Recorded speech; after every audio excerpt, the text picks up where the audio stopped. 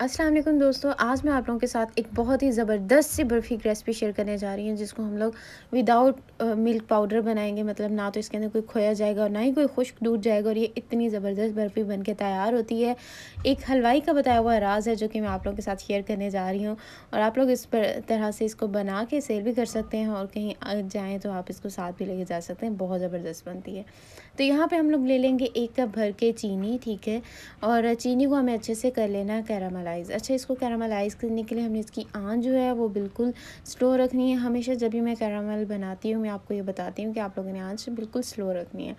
तो इस तरह से बिल्कुल स्लो आँच रख के हम लोग इसको बनाएंगे, और जब चीनी अच्छे से मेल्ट हो जाएगी, फिर हमने क्या करना है, हम इसके अंदर एक चीज़ डालेंगे। और चीनी जो है उसकी सारी अच्छी तरह से मेल्ट होना बहुत ज़रूरी है। बाद में हम इसके अंदर ये चीज़ डालेंगे। ये मैं क्या डाल रही हूँ इसके अंदर, ये सिरका डाल रही हूँ, हाफ़ टी स्पून, ठीक है। सिरका डाल के हमने इसको अच्छे से हिला लेना है, और उसके बाद हम इसके अंदर डाल देंगे दूध। अच्छा, मैं ये आपको आगे चल के बताती हूँ कि हमने इसके अंदर सिरका क्यों डाला है। और बहुत ज़्यादा हमें सिरका नहीं डालना कि दूध फट जाए, हमें सिर्फ इसके अंदर हाफ़ टी स्पून के जितना ही सिरका डालना है। और आधा किलो हम इसके अंदर डाल देंगे दूध, ठीक है। आधा किलो दूध डाल देंगे, और हमने अब इसको अच्छी तरह से मिक्स कर लेना है कि ये सारा कैरामल जो है ये दूध के अंदर अच्छी तरह से मिक्स हो जाए। और इसका कलर भी जो है देखें कितना प्यारा सा आ गया ना। इसी तरह का हमारी बर्फ़ी का भी कलर आएगा, वो सिर्फ इस कैरामल की वजह से आएगा। तो ये देखिए, ये जो हमने सिरका डाला था वो इस वजह से डाला था कि इसके ऊपर ये इस तरह की एक मलाई की तह आ जाए। ये जो मलाई की तह है, ये ही अब तह जो है ये बर्फ़ी के ऊपर भी आएगी। जो बर्फ़ी के ऊपर एक सख्त सी लेयर होती है ना, वो इसकी वजह से आएगी। तो ये देखिए, कैरामल हमारा रेडी हो चुका है, उसको मैंने ठंडा होने के लिए रख दिया। यहाँ पे हम आ जाते हैं। यहाँ पे हम लोगों ने मैदा ले लेना है आधा किलो, और इसको अच्छी तरह से छान लेना है। और ये आधा किलो मैदा जो है इसको अब हम रोस्ट करेंगे। इसको हम लोग एक बड़ा चम्मच भर के ले लेना है घी का, उसके अंदर रोस्ट करेंगे। अच्छा, घी जो है वो आप डालडा भी ले सकते हैं, देसी भी ले सकते हैं, जो आपके पास अवेलेबल हो आप ले लें। उसके अंदर हमने ये जो मैदा है ये डाल के इसको अच्छे से रोस्ट कर लेना है। और जब इसका प्यारा सा कलर आ जाएगा और प्यारी प्यारी सी इसकी खुशबू आने लगेगी, फिर हमने इसकी फ्लेम को ऑफ़ कर देना है। तो ये देखिए, मैंने इसको अच्छी तरह से हिला लिया है, और इसमें से बहुत प्यारी सी खुशबू भी आना लग गई है, और उसका कलर भी चेंज हो गया है। तो फिर मैंने क्या किया, इसको रूम टेम्परेचर पे आने दिया। जब ये ठंडा हो गया, फिर मैंने इसके अंदर ये जो हमने दूध रेडी किया हुआ था ये डाल दिया। अच्छा, आप चाहें तो दूध के अंदर इलायची जो है वो भी डाल सकते हैं। मैंने नहीं डाली क्योंकि हम लोगों ने दूध जो है वो पहले ही इलायची डाल के बॉयल किया हुआ था। तो ये देखिए, ये डालने के बाद इसको अच्छी तरह से हमने मिक्स करना है। तो ये इस तरह का कुछ खोया टाइप का बन जाएगा। अब हमने इसको हाथ की मदद से कर लें, ग्लव्स पहन के, या फिर इस तरह से स्पैचुला की मदद से कर लें। इसको अच्छी तरह से मिक्स करना है। यहाँ पे मैंने फ्लेम जो है वो दोबारा से ऑन की है, और इसके अंदर अब हम डालेंगे थोड़ा सा घी।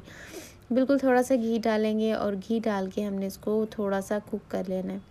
अच्छा, हमने इसको बहुत ज़्यादा कुक नहीं करना, क्योंकि हमने इसको पहले ही रोस्ट किया हुआ है मैदे को। तो बिल्कुल थोड़ा सा हमने इसको कुक करना है। बिल्कुल मैंने 1 चम्मच घी डाला था, आई थिंक वो पॉइंट स्किप हो गया इसमें से।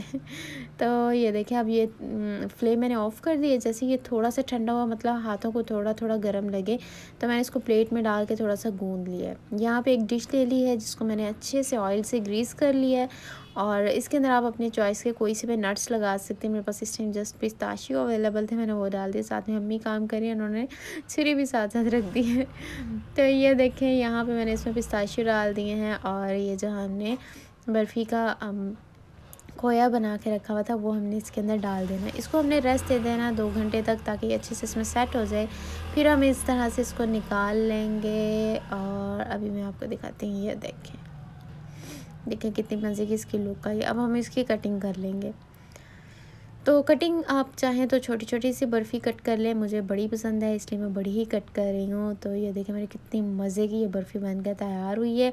इसको मैं आपको डिश आउट करके भी दिखा देती हूँ। मेरे पास एक डिब्बा पड़ा हुआ था मिठाई वाला, मैं उसके अंदर इसको डालूँगी, और हम लोग जो है इस तरह से गेस्ट के पास भी ले के जा सकते हैं, घर में खाएँ, जैसे चाहे मर्ज़ी इसको एंजॉय करें।